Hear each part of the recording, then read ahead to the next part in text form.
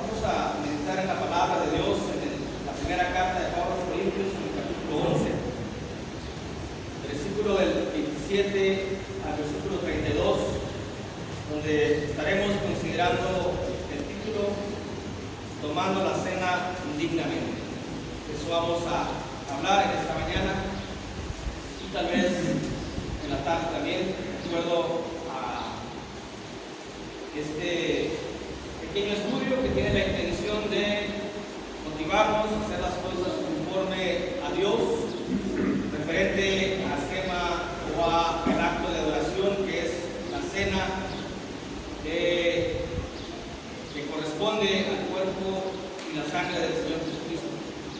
Como todos sabemos, la Santa Cena del Señor es el acto sublime de la adoración, el cual ya llegamos nosotros, después de escuchar el mensaje, después de sensibilizarnos por el mensaje, después de alegrarnos por las alabanzas. Y es necesario y es importante que lo hagamos dignamente, la participación de la cena del Señor. Dignamente no es una dignidad personal, es decir, no vamos a aplicar nuestra dignidad personal porque realmente nadie seríamos dignos de participar del cuerpo y la sangre de Jesucristo, sino la dignidad propia del acto. El acto tiene una dignidad propia, la cual debemos de llevarla a cabo como un acto, no necesariamente un acto protocolario, sino un acto de sensibilidad y de obediencia hacia la propia dignidad que tiene el acto de la cena del Señor. Es decir, con la dignidad de la cena del Señor debemos de participar nosotros. La palabra digno, sabemos, es aquel que es merecedor, aquel que es merecedor de algo.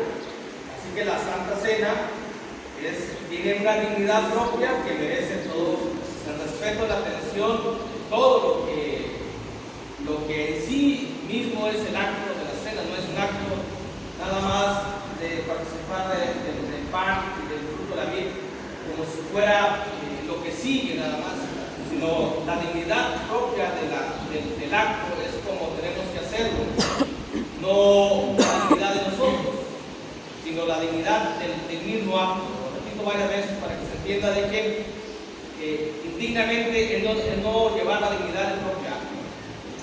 Así que debemos hacerlo como está establecido. La dignidad es algo, una persona digna es una persona de calidad.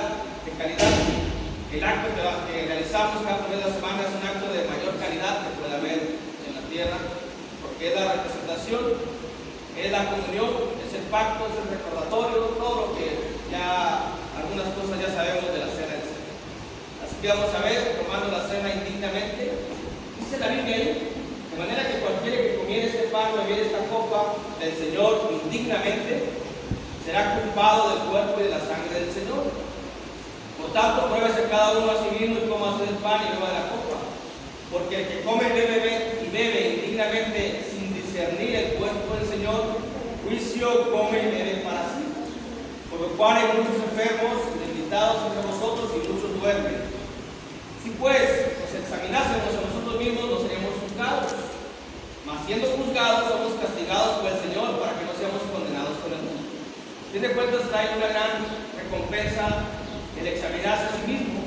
Y si viene un castigo por parte del Señor, que bueno, porque así no seríamos condenados juntamente con el mundo. Es un estudio que es de dos partes. Hoy vamos a ver solamente el versículo 27, donde viene primeramente la palabra indigno o indignamente, y dejaremos pendiente el versículo 29, que tiene más relación con lo que es la iglesia, lo que es como cuerpo. Dice el versículo 29, a la persona que no discierne lo que es la iglesia, el cuerpo, que menosprecia. Y en ese versículo 29 sí viene un acto en cuanto al pecado. Ahí sí lo menciona. Vamos a enfocar solamente el 27, tomando la cena indignamente. Y lo que la palabra obligada, la pregunta obligada que nos hace el estudio es: ¿qué se debe hacer para no tomar la cena indignamente? Yo tengo que aprender, tengo que saber qué debo hacer para no hacerlo indignamente. porque si lo hago indignamente, voy a ser culpado del cuerpo y de la sangre del Señor Jesucristo. Voy a ser de los que estuvieron ese día ahí en el juicio al Señor Jesucristo, gritándole que lo crucifiquen. Soy de los que lo escupieron, soy de los que le colocaron la corona de espinas, soy de los que le dieron latigazos, soy de los que se burlaron. Voy a ser de ellos, porque voy a ser culpable del cuerpo y de la sangre del Señor. Por eso no es relativamente importante, ¿no? Es imprescindiblemente importante lo que vamos a ver.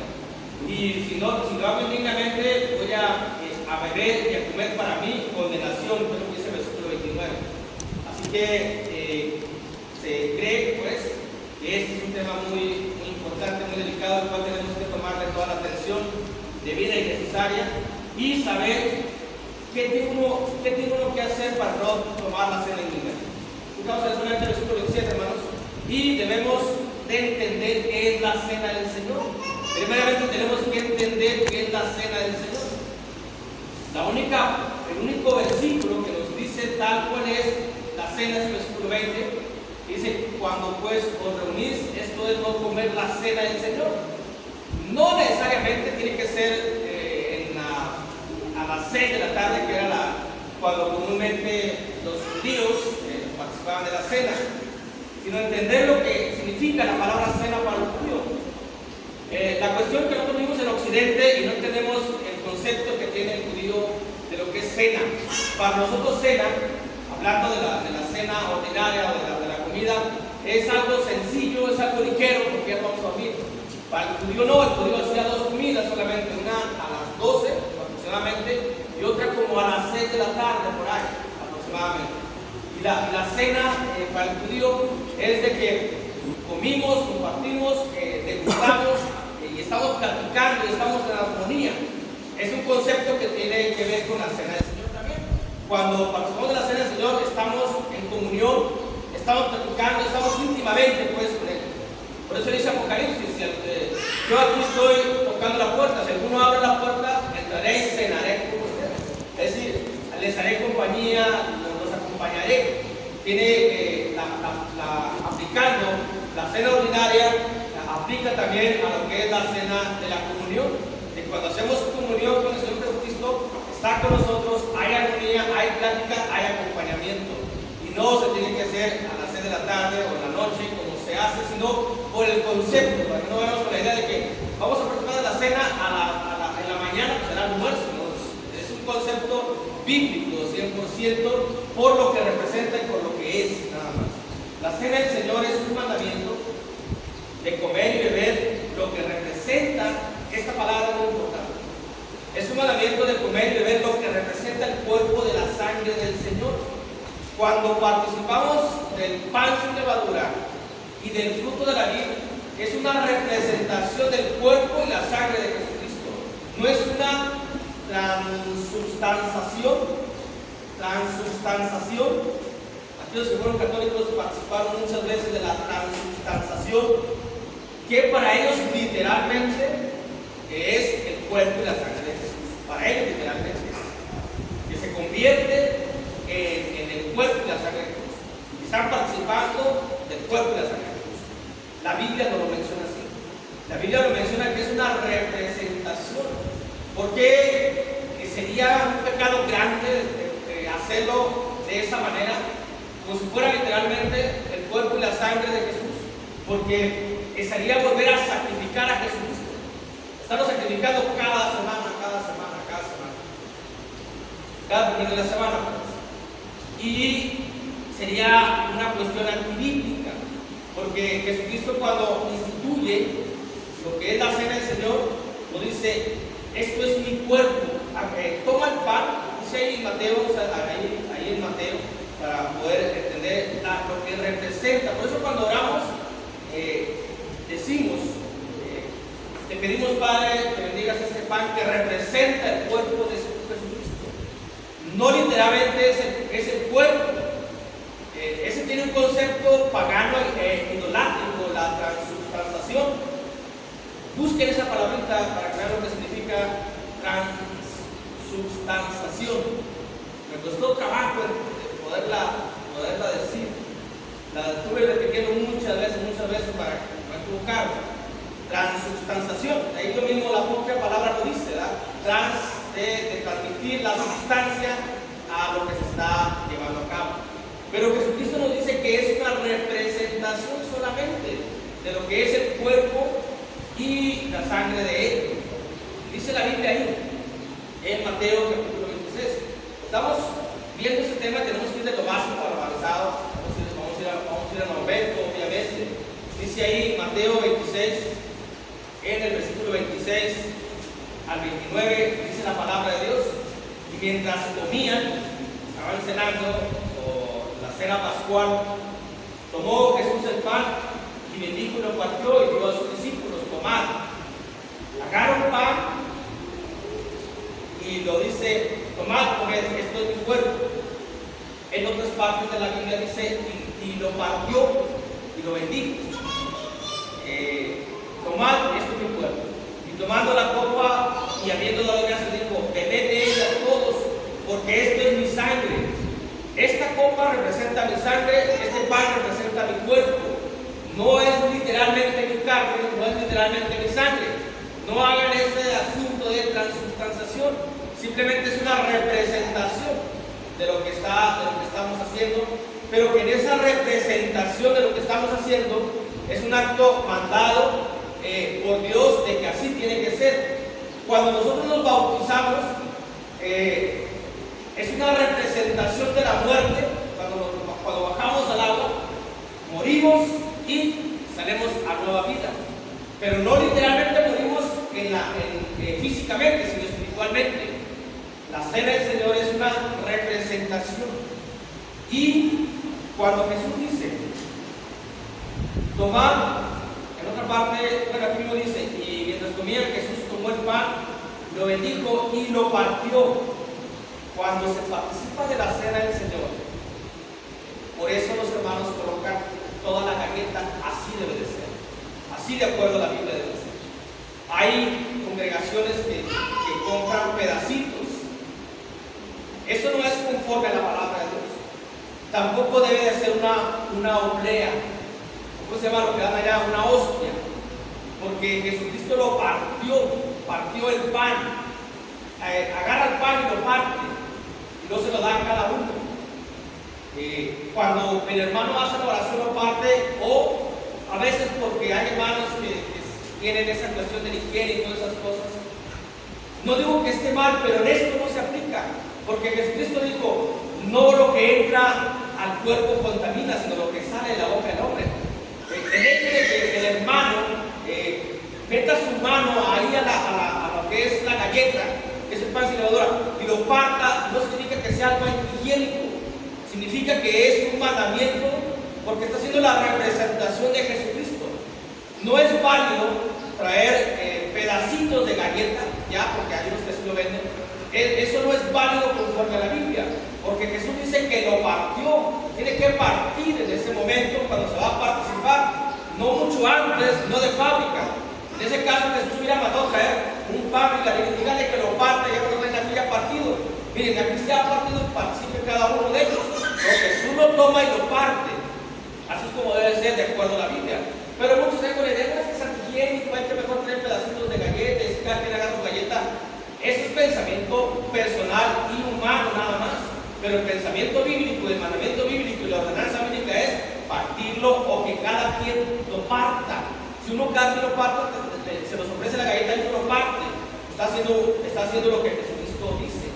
En otro lado, bueno, en la iglesia de Roma dan obleas o hostias. La interpretación de ellos es de que el cuerpo de Jesús, literal físico, no fue partido. Dicen ellos, esa es la excusa o la interpretación. Dicen: no, ni siquiera el hueso, le partieron los huesos, pero sí le clavaron una lanza. O sea, es algo contradictorio. Entonces ellos interpretan la Biblia así, dicen: tenemos que darlo completo, porque el cuerpo de Jesús fue completo.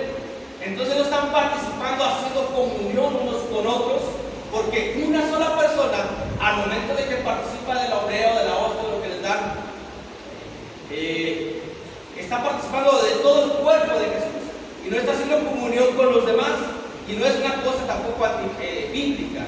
Si nosotros participamos de la galleta en pedacitos, estaremos haciendo lo que hace la iglesia roja. La iglesia de Cristo se distingue porque es distinta. ¿Distinta en qué sentido? Obedeciendo la palabra de Dios, en una interpretación por medio del Espíritu Santo de lo que es y llevando a cabo a la práctica los mandamientos establecidos conforme al santo libro de Dios. Así que lo bíblico y lo aceptado es como se hace aquí, y sin llevar esas cuestiones de que sea un pedazo cada quien. Eso no es así. La Santa Cena, hermanos, es un mandamiento. Un mandamiento. Los mandamientos no son para transgredir, y tiene su dignidad la Santa Cena. Esto no es un juego, esto no es una burla. La cena es. A ver, ayúdenme conmigo. En el mundo se dice, es mejor pedir perdón. O sea que yo puedo pecar toda la semana y luego decir, no, pequé, cuando voy a pedir perdón para participar de la cena. Eso sería algo premeditado. Eso sería algo a ser indigno. No, voy a pecar por el momento de la cena, pido perdón. Entonces yo me estoy burlando de lo que es la Santa Cena y lo estoy haciendo indignamente. ¿Por qué? Porque si tengo el conocimiento, digo un hermano que ore o yo oro, pido perdón, entonces estoy haciendo las cosas a mi manera, a mi gusto, y digo, y aplico un concepto humano y mundano a lo que es sublime y lo que es espiritual. Porque no voy a estar haciendo cada vez esa cuestión de que yo sé que es pecado, o creo que todos sabemos que es pecado. Supongo que todos sabemos que es pecado. Y cuando uno lo va a hacer, uno sabe que es pecado. Y uno sabe si lo hace. Y uno sabe si, bueno, lo hago, pero voy a pasar la cena, bueno, pido perdón. Eso ya no es premeditado. La primera carta de Juan, capítulo 3, versículo 8, nos da otro mandamiento que no debemos, que ningún mandamiento se debe desobedecer. Así que esto no es de que, hermano, me siento mal, hago una oración. ¿Por qué te sientes mal? ¿Por qué pequé? ¿Por qué pecaste? O sea, ¿por qué pecaste? Si tú sabes bien que no debes de pecar. Sé que todos pecamos, pero cuando alguien se siente mal de participar de la cena es porque según él ha cometido algo grave, o según la idea preconcebida que les han dado es que es algo grave, o que tienes que pedir perdón primeramente. Es una idea preconcebida solamente, es una idea que la palabra de Dios no nos enseña. Sí, ciertamente tenemos que llegar, no dignos personalmente, no dignos, pero tampoco como un juego, tampoco como una burla.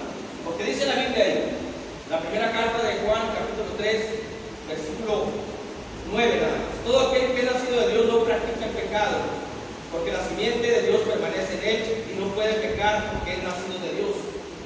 Uno que ha nacido, uno que es cristiano, uno que es bautizado, ya no podemos pecar. No por imposibilidad, no por mandamiento, porque por imposibilidad sí podemos. Yo puedo ver una mujer con deseo de codiciarla, no estoy ciego, y aún si estuviese ciego, mi mente, en los ojos de la mente lo puedo ver, la puedo visualizar. O sea, no estoy imposibilitado para pecar, pero es un mandamiento de Dios. Dice, tú ya no puedes pecar, tú ya no debes pecar, tú no debes de participar en eso. Tú eres un hijo de Dios. Tú has nacido de nuevo, la simiente está contigo, el Espíritu Santo está contigo, la palabra está contigo, no puedes pecar. ¿Por qué vas a pecar si el Espíritu Santo está contigo, si la palabra está contigo, si Jesucristo está contigo? No puedes pecar de esa manera. Y cuando uno va a cometer un pecado, debe tener en cuenta esto, de que uno ya no puede pecar, de que uno ya no debe pecar, de que uno ya no debe de hacer aquellas cosas. Cuando uno está fuera de la escuela, no puede comportarse como sea fuera de la escuela. Pero cuando uno entra a la escuela, y si hay reglas establecidas, uno ya no las puede hacer. Estás en el salón de clases y dice la maestra, aquí no quiero gritos, aquí no quiero murmullos, aquí no quiero palabras altisonantes, aquí no quiero lenguaje que usan allá, úsenlo afuera, aquí no. Les dice lo que no pueden y no deben hacer, aunque lo puedan hacer. Y luego están platicando dos, o sea, te voy a castigar porque están platicando. Yo les dije que no pueden hacerlo. Es lo mismo aquí en las cuestiones de Dios, de que uno ya no puede pecar, no por imposibilidad, sino por mandato, es decir, por mandamiento. Y eso de que vengo mal, oren por mí, eso está muy premeditado, sinceramente. Número 2, se debe entender qué es comer el pan y beber la copa indignamente. Tenemos que entender qué es comer el pan y beber la copa indignamente. Dice la Biblia, es no tener discernimiento de lo que se está haciendo. El propio verso que dejamos pendiente, el 29, nos da la idea cuando dice, porque el que come y bebe indignamente sin discernir el cuerpo del Señor. Es decir, comer indignamente es sin discernir lo que se está haciendo, sin darse cuenta del acto sublime que se está haciendo. La palabra discernir es distinguir lo falso y lo verdadero, de lo que es la Biblia. Todos tenemos que tener la capacidad de discernir lo que estamos recibiendo. De ahí la importancia que tiene la atención puesta en el mensaje, en la palabra, en todo lo que se hace, lo que se canta, en la oración. Yo les digo cuando voy a orar, el que quiera decir amén, diga, el que no. Es decir, los pongo a discernir, a que vean si está correcto, si es, lo que estoy diciendo es verdad o es mentira o está equivocado. Porque si ustedes dicen amén, entonces lo que yo dije, ustedes se hacen copartícipes y cómplices de lo que yo dije. Cuando un hermano se para aquí al frente y da un mensaje equivocado de la palabra de Dios, y cuando termina, Dios me diga, hermanos, amén. Decimos amén, lo estamos haciendo partícipes y cómplices de aquella herejía conforme a la Biblia. Tenemos que tener la capacidad de discernir. Dios nos lo dice en la primera carta de Pablo a los Tesalonicenses, capítulo 5, versículos 21 y 22, como mandamiento también. Nos dice, examínenlo todo, examínenlo, disciernan, vean la diferencia, lo que esto sí, esto no es correcto bíblicamente. Tampoco también aplicado a todo lo relacionado a la vida espiritual. En este momento estamos aplicándolo a lo que es bíblico, referente al tema de tomar la cena indignamente. Indignamente es no tener discernimiento de lo que se está haciendo. Discernir es distinguir de lo falso y lo verdadero de la Biblia. Distinguir, por ejemplo, distinguir la importancia del acto. Distinguir la importancia del acto. ¿Es importante el acto de la cena, hermanos? ¿Ustedes creen que es importante el acto de la cena? ¿O qué importancia le damos al acto de la cena? Hay que ver, estamos distinguiendo, estamos discerniendo. A veces me hace falta una buena dicción a veces. ¿Es importante para todos el acto de la cena? Creo que todos vamos a responder que sí. ¿Es el más importante? Todos vamos a decir, creo que sí es el más importante de la cena. Entonces, ¿por qué no le damos la importancia que es? Si para nosotros es importante, deberíamos darle la importancia que es. Si es un acto importante, deberíamos de darle en lo que es. Y entender que esto no es un acto aislado. Esto de la cena no es un acto aislado. Es un acto que va acompañado de la primera oración, que va acompañado de los cantos, que va acompañado del mensaje, de la atención puesta en el mensaje, que va acompañado de la asistencia a las reuniones. No lo puedo aislar y diga, yo nomás participo de la cena y me voy. Entonces, ¿cuál importancia le estamos dando? A ver, un joven entra a la universidad. ¿Cuál sería el acto más importante de ese joven que entra a la universidad? ¿No sería la graduación? Es el acto más importante. ¿Qué importancia le va a dar ese acto? La preparación previa. Si realmente para él es importante ser graduado, le va a dar una preparación previa.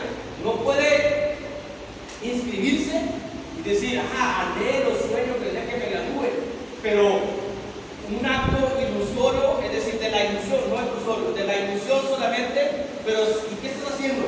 No, pues estoy reprobando, no, pues no estoy yendo, no, pues estoy faltando, no, pues me estoy comportando irreverentemente. Llegará a ese acto, aunque sea el acto más importante.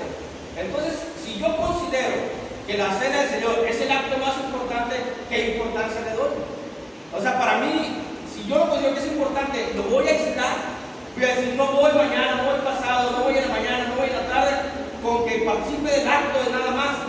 A Dios no se le adora solamente con el acto de lo que es la cena del cuerpo y la sangre.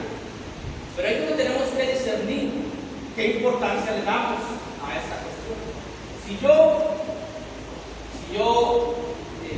las que son madres, una de las cosas más importantes para ellas es que sus hijos coman, de las cosas más importantes, que sus hijos coman, que estén bien alimentados. La mamá va y trae la sopa, el arroz, todo lo que puede traer, y se sienta en la sala. La comida no se va a hacer por sí misma, tiene que preparar, y así, también nosotros. El acto de la cena no es un acto que lo podamos aislar, que digamos, a esto es acá y lo demás no lo hago, no oro, no estudio la Biblia, no leo la Biblia, no canto, no asisto, con que haga esto nada más. Es como si un estudiante diga, no, yo no voy a la escuela, no voy a clase, no voy a esto, nomás voy y me gradúo. Y lógicamente eso es algo incorrecto, en la lógica, en la Biblia también, porque depende de la importancia que nosotros le demos a la cena. Cuando llegamos a la cena del Señor es porque ya llegamos sensibilizados, ya llegamos con una preparación de nuestro corazón y de nuestra mente. Por eso dice el Señor, le dice nuestro hermano, el Señor hermano, dice nuestro hermano, preparemos, vamos a preparar nuestra mente, nuestro corazón, porque vamos a llegar al acto, lo demás sublime. Pero si realmente lo entendemos como importante, le demos de la importancia que es, de importancia de vida, si realmente le damos la importancia que es. Si nada más lo aislamos y decimos que participe de la cena, con eso es suficiente, no le estamos dando la importancia, lo estamos haciendo indignamente, porque el acto mismo tiene su dignidad personal, su dignidad propia, pues, por decirlo así. Es decir, merece respeto la cena del Señor, porque es de alta calidad. Indignamente es no tener discernimiento de lo que se está haciendo. Indignamente es no tener en cuenta las obligaciones que el mismo acto impone. El mismo acto impone obligaciones. El mismo acto. Nadie las impone, el mismo acto las impone. Cuando se anda de novio, que se van y que tienen una cita, ese acto impone obligaciones.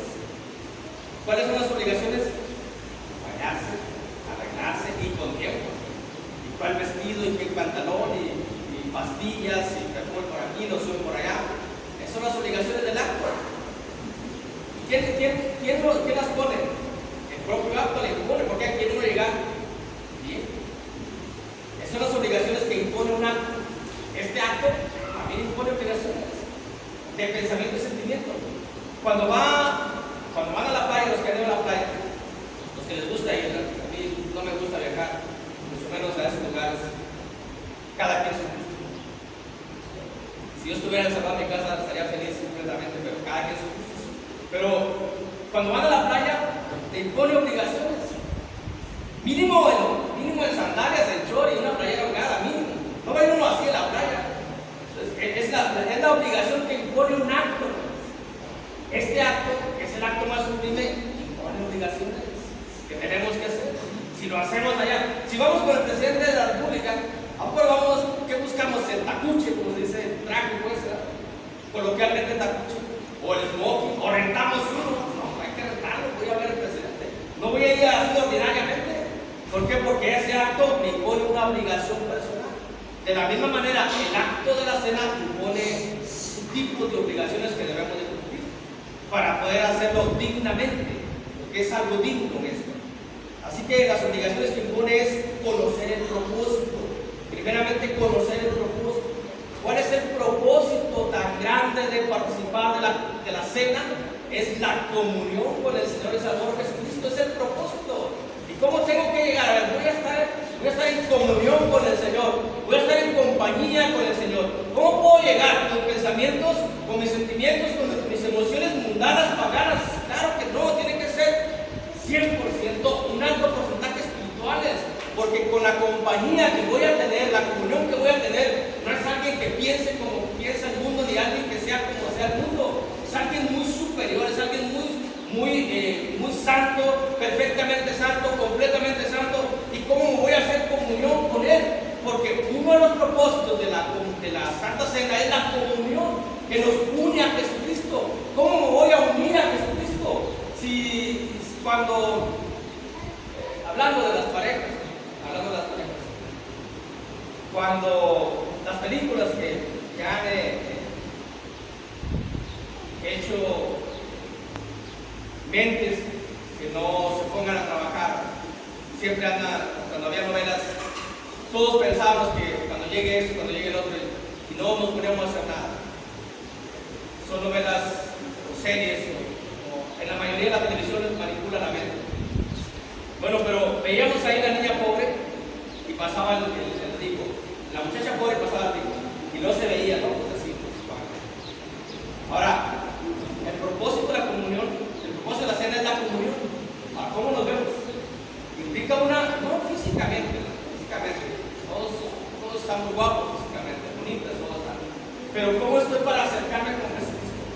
Para hacer comunión con Jesús. Pues primeramente es con Jesús. Es una obligación que impone el propio acto. Conocer el propósito. El propósito es la comunión que vamos a tener con Jesucristo. Vamos a estar unidos y como lo entendamos, así vamos a ir, así vamos a estar. Las obligaciones que impone es conocer el honor concedido al practicante. Es un honor poder participar del fruto de la vid y del pan sin levadura. Es un gran honor. ¿Cómo lo vemos nosotros? Es un honor que se nos está concediendo. ¿Por qué? Porque somos hijos de Dios. El mayor privilegio que tiene un ser humano es ser hijo de Dios. Y eso impone también una obligación. Porque yo no voy a andar en el mundo comportándome como hijo del diablo y llegar aquí a comportarme como hijo de Dios. Soy hijo de Dios en la comunión, en la cena, soy hijo de Dios afuera. Tengo que ser hijo de Dios. Es una obligación que me impone a mí. Si yo soy partícipe de la comunión, tengo que comportarme como lo que Dios me ha dado, que es ser hijo de Dios. Que me equivoco, sí, que peco, sí. Alguien puede estar pensando, ¿cómo no se equivoca? Sí, me equivoco. Todos nos equivocamos, y todos pecamos. Pero uno uno hace lo posible por comportarse conforme a Dios. En aquel pecado, obviamente, no es intencionado, no es premeditado, es por debilidad, porque es por X motivo, pero no está premeditado. Porque cuando uno premedita un pecado, es un castigo grave, un castigo que ya no hay muy pocas posibilidades de que pueda uno ser aceptado por Dios. Cuando dice la Biblia en Hebreos, el que peca deliberadamente, bueno, así dice. A ver, vamos a buscarlo, esto es cierto, para que no se nos vaya. Yo sé que esto se va a extender mucho más de lo que pensábamos, porque el tiempo ya se nos está yendo y falta. Hebreos 10, versículo 26 dice: porque si pecáramos deliberadamente o voluntariamente, mejor dicho, porque si pecáramos voluntariamente después de haber recibido el conocimiento de la verdad, ya no queda más sacrificio por los pecados. Ahora, uno sabe que cuando uno sabe lo que es pecado, y si lo haces, estás pecando voluntariamente. No es ignorancia, es voluntariamente. Y cuando este acto nos obliga e impone una condición de hijos de Dios, las obligaciones es recordar el sufrimiento de Jesús, el sufrimiento del Señor. Voy a terminar para que nos quede la otra parte en la tarde. Las obligaciones es recordar el sufrimiento de Jesús. Cuando participamos tiene que haber una retrospectiva a llegar al momento donde Jesucristo era apresado, era traicionado, era llevado al Sanedrín, era llevado al pretorio, era llevado hacia Herodes. Herodes lo regresa otra vez con Poncio Pilato. Poncio Pilato lo saca y luego crucifícalo, mátalo, pone todo esto y luego lo llevan allá. Es recordar eso. No lo recordamos porque no lo entendemos, porque no lo leemos. Tenemos que leer cuál fue todo lo que pasó Jesús desde que está orando, que le brotan gotas de sangre. Desde ahí tenemos que recordar. Y luego cómo es traicionado por un beso, y luego cómo es llevado, encadenado por los alguaciles del Sanedrín primeramente, y luego cómo es llevado al Sanedrín, y ahí deciden condenarlo, y luego se le dice: nosotros no podemos matarlo, pues llévaselo a Poncio Pilato, porque la ley romana así, que se lo llevan a Poncio Pilato y dice: no, es que yo no quiero este problema. Ahí le va a Herodes aquí anda así. Tú a ver qué haces, Herodes. Herodes no le saca ninguna palabra a Jesucristo y dice: no, pues ahí te va, a mí no quiero decir nada. Todos tenemos que entenderlo cuando está uno participando en la cena del Señor. No lo hacemos, ¿por qué? Porque no le damos la importancia, no lo hacemos dignamente. Tenemos que recordar el sufrimiento, de dónde fue llevado. ¿Acaso no sufrimos nosotros cuando tenemos un papel que nos piden en la empresa, en la fábrica, en la escuela, y luego tienes que ir a sacar a Hacienda, y no vas a Hacienda? No, es que tienes que tener esto, y luego es que tienes que tener aquello. Nos llevan de independencia en dependencia, y dice uno, qué sufrimiento, qué martirio, para un papel. Imagínense lo que pasó Jesús. Es un acto que demanda y que impone una obligación, y la obligación es ver el sufrimiento del Señor Jesucristo. La obligación que impone es conocer que el acto es un pacto que Dios ha hecho por medio de su Jesucristo, en el cual yo tengo que obedecer y cumplir ser parte de ese acto. Yo creo que aquí lo vamos a dejar, el tiempo se nos fue rápido.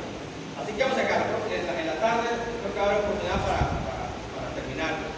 Vamos a dar un repaso de lo que hemos visto, para no extenderlo más, porque luego cuando uno sigue hablando la gente se cansa y ya no pone una atención.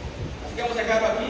Estamos viendo, tomando la cena indignamente. ¿Qué debo hacer para no tomar la cena indignamente? Se debe entender qué es la cena del Señor, la importancia que debe ser. No pedacitos, no es un juego, dale la importancia, démosle la importancia. Se debe entender qué es comer el pan y beber la cena indignamente, es decir, no tener discernimiento. Indignamente no tomar en cuenta las obligaciones que el acto demanda. El propio acto impone obligaciones. Así debemos. Dios los bendiga.